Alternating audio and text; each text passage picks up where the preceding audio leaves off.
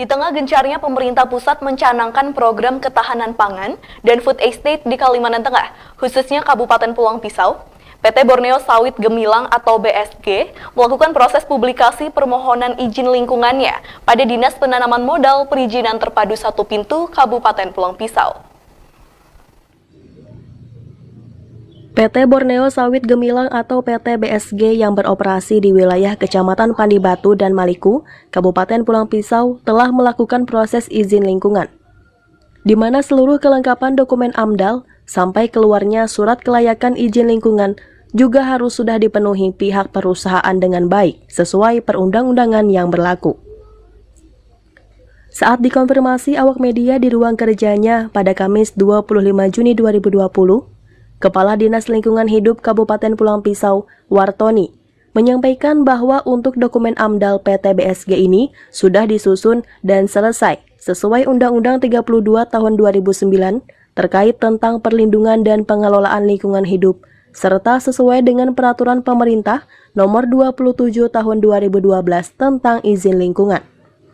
Dirinya juga menjelaskan bahwa untuk dokumen AMDAL, PT BSG ini juga sudah dibahas di provinsi oleh Komisi Penilai AMDAL pada Dinas Lingkungan Hidup Provinsi Kalimantan Tengah, di mana proses penyusunan AMDAL ini dilakukan runtut, mulai sosialisasi, penyusunan, pembahasan, hingga finalisasinya dengan dikeluarkannya surat kelayakan izin lingkungan.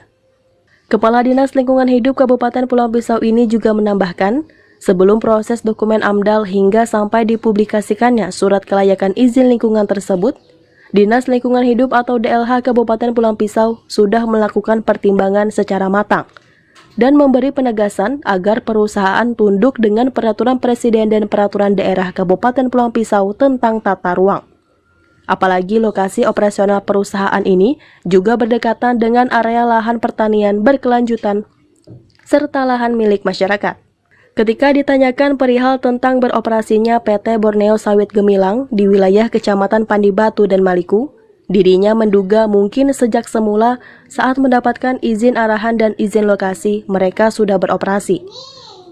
Namun kita tidak mau tahu, yang jelas lahan-lahan yang sudah kita engklave tersebut tidak boleh digarap oleh pihak perusahaan, tegasnya.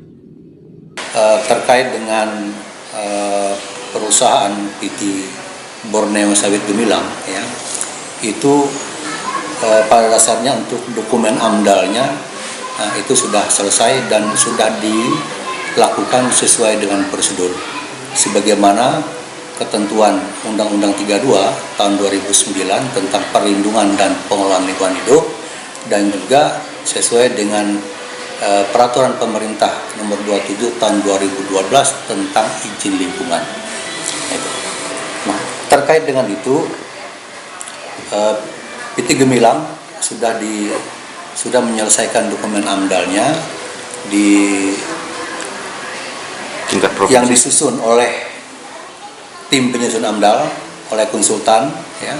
Kemudian sudah dibahas di provinsi oleh di Komisi Penilai AMDAL Provinsi. Karena apa? Karena di kabupaten, khususnya di Kabupaten Pulang Pisau saat ini kami belum memiliki komisi penilai AMDAL. Oleh karena itu diserahkan pembahasannya di tim penilai AMDAL di provinsi. Nah, jadi untuk proses penyusunan AMDAL-nya itu sudah dilakukan runtut, ya, mulai dari sosialisasi sampai kepada penyusunan, kemudian sampai kepada pembahasan dan terakhir finalisasinya dengan dikeluarkannya surat kelayakan izin lingkungan, surat keputusan kelayakan izin lingkungan. Barangkali mereka dari semula pada saat diberikan izin lokasinya, baik izin arahan dan izin lokasi, mungkin mereka sudah beroperasi langsung, ya. Tetapi kita tidak mau tahu, ya. Yang sudah kita inklave, ya, itu tidak boleh mereka garap. Gitu. Nah, jadi apalagi itu termasuk lahan pertanian dan sebagainya, itu tidak boleh sama sekali.